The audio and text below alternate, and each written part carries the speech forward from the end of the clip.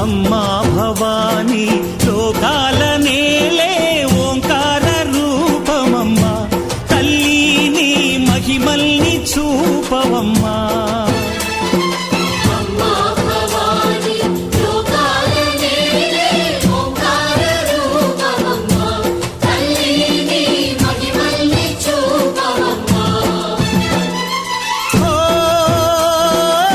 సృష్టికే దీపమా, శక్తికే మూలమా, సింహరథమే నీదమ్మా.